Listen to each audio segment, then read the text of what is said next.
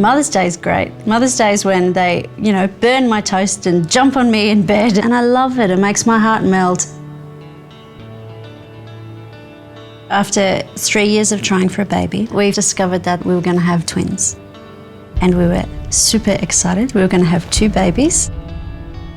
At 26 weeks, we were told I was going into labour early. It was the most frightening thing I've ever been told.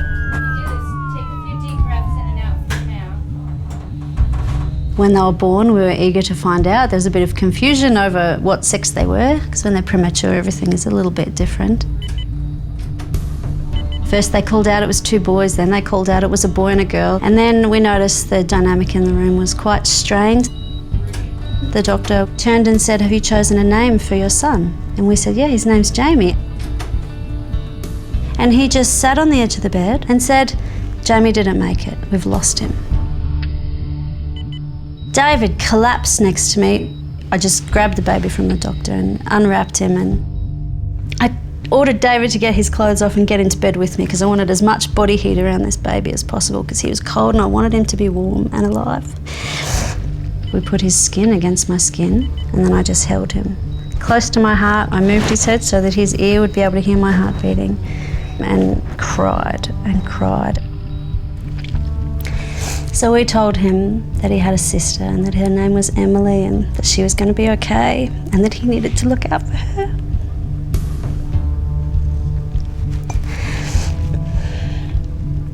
And that we had big plans for him, for his life. We made a lot of promises, which we're happy to keep. And we described all of his extended family to him.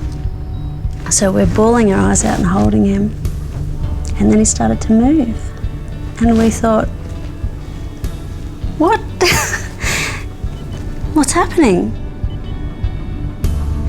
And so we rang for the midwives to come back. And we said, look, he's moving, he's breathing. And they said, he's dying, you need to say goodbye. And we never let go of him. His skin was against mine for the entire time.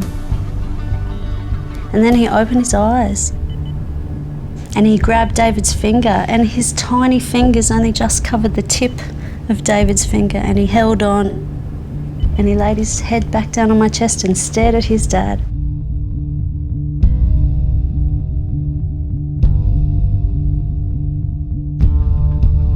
It was the most astounding and amazing thing that had ever happened. We realised it was because we had held him and because he had the body heat of his mother and father and that soft cocooning warmth. That's what had brought him back and had given him the time that he needed to live. We didn't stop touching them from the moment we got them home because we knew how valuable skin-on-skin contact was. It's what had saved his life.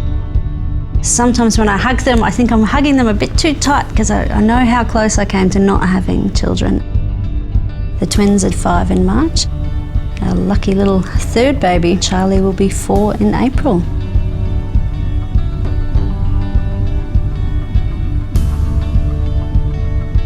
The good stuff is when they repeat gestures back to you that you use with them. So sometimes they'll sit next to me and they'll just start patting my back, or someone will stroke my hair. And I'm just thinking, this is bliss, I'm so lucky.